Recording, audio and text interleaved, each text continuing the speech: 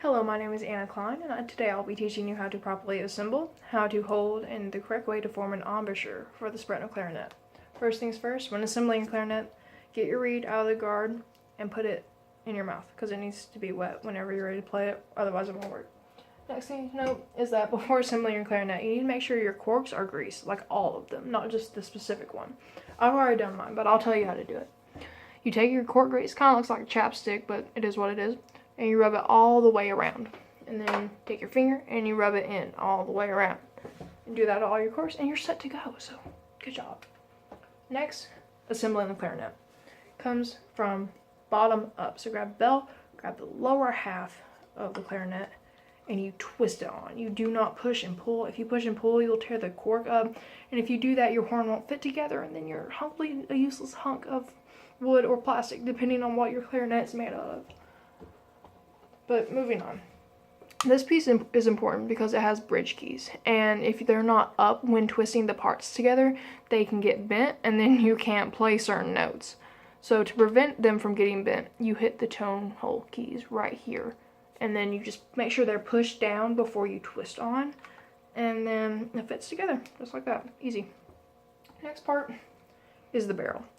Slide the barrel on, big part on the bottom, twist it on. The important thing about the barrel is that unlike the rest of the clarinet, you're not going to push the barrel all the way down. You're going to leave about 1/8 of an inch gap in between the segments. So it's not much at all. It's like just enough to fit a quarter in between.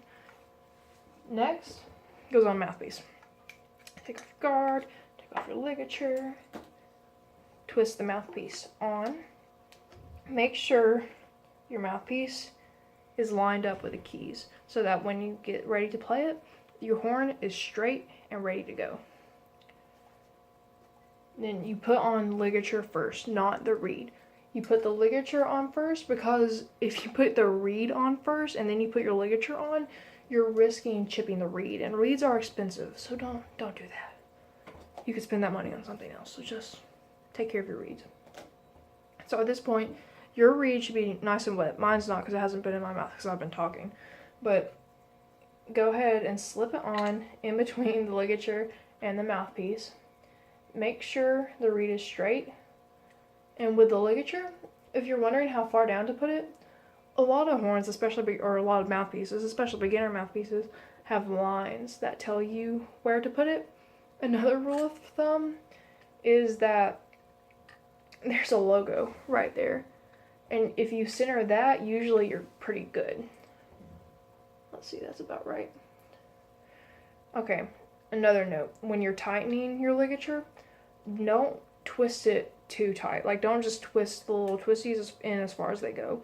Because if you do that, I moved my ligature, but if you do that, your reed will have no room to vibrate, and if it doesn't vibrate, then your horn won't make a sound, and that's 100% guarantee right there.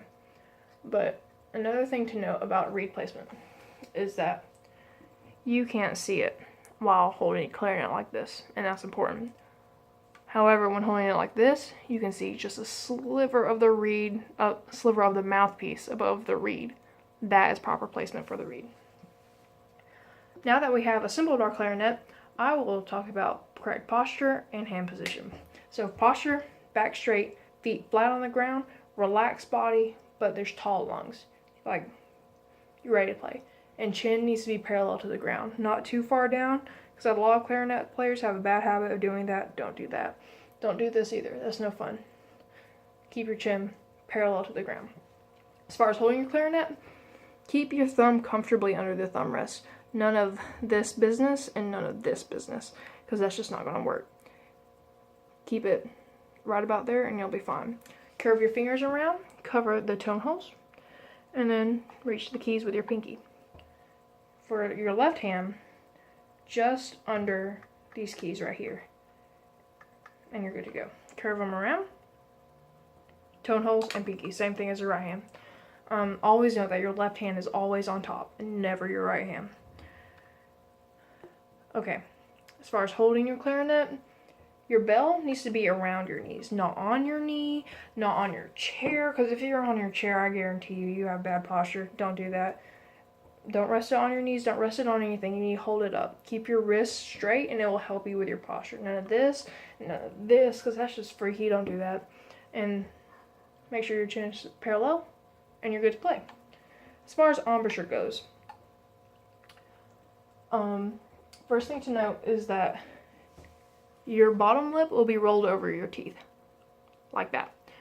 Your upper lip will not be over your top teeth, so your teeth will be resting on the mouthpiece. A good way to know where to place your lips on the mouthpiece is to have a piece of paper, a thin piece of paper, push it in between, carefully push it in between the reed and the mouthpiece, and put your thumb right there, like right under where the paper stops. Don't try to force it down, just where you meet resistance, just stop. And where your thumb is at is where your bottom lip goes. And then rest your teeth on top, and that's how you place your mouth on the mouthpiece. As far as how you actually make a sound, form your mouth like you're saying the word we, and then tighten your lips, like kind of like a drawstring, if that makes sense. Because you need to put pressure on the reed, but it doesn't need to come from your jaw. If you're putting pressure on the reed from your jaw, you are doing it incorrectly. Don't break your jaw. Relax. It needs to be from your lips. Your lips need to be doing the work. So we, wherever your thumb was, and you're good to go. So thank you for watching. I hope it helped. Thank you.